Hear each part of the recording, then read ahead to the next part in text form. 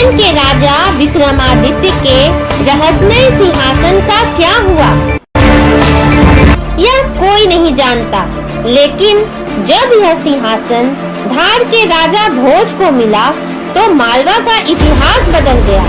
इसके बाद से एक नई परंपरा तो प्रारंभ हुई ही, साथ ही दुनिया को सिंहासन बत्तीसी की दिलचस्प कहानियां भी मिली।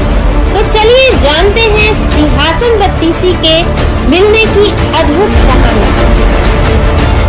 राजा विक्रमादित्य बहुत ही लोकप्रिय शासक थे।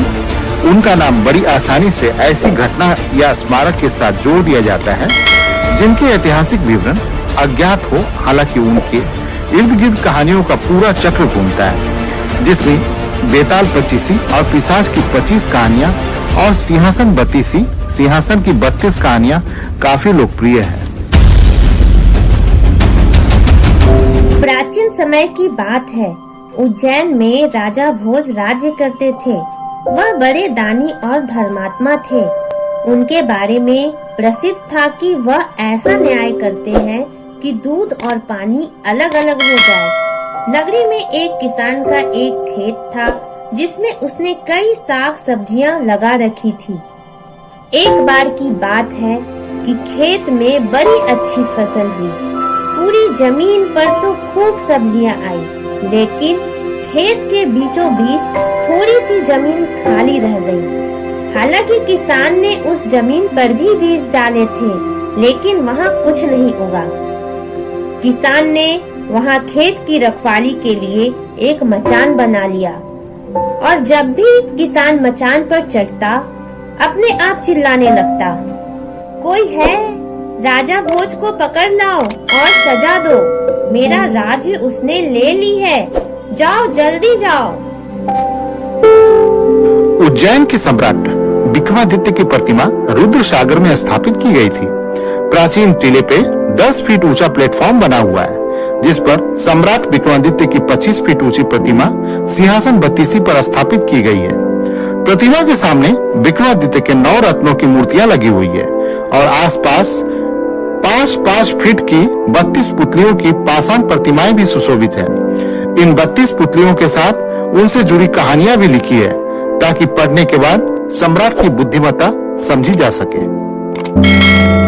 किसान की बातें सारी नगरी में आग की तरह फैल गई और राजा भोज के कानों में पहुंची।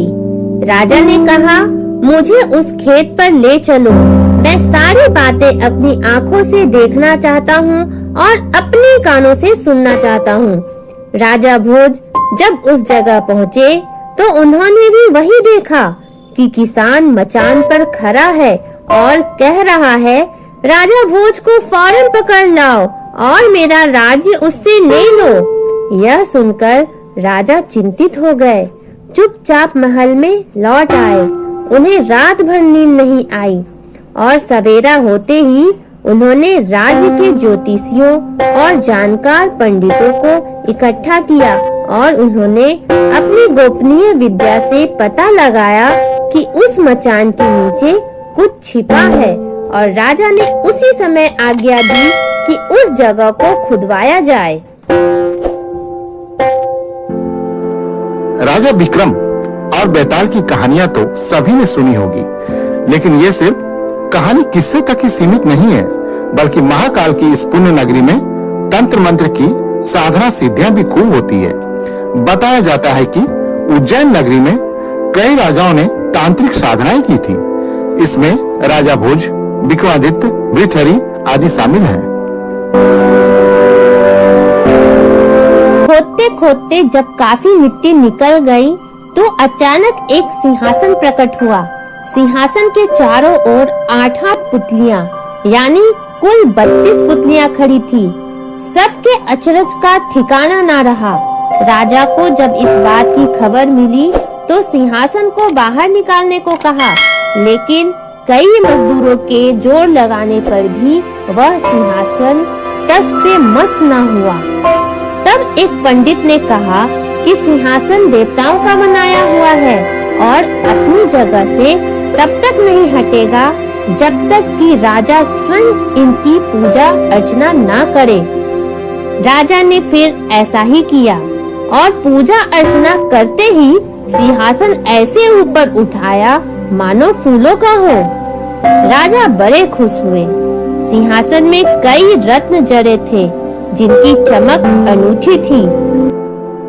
सिंहासन के चारों ओर 32 पुतलियां बनी हुई थी और उनके हाथ में कमल का एक एक फूल था।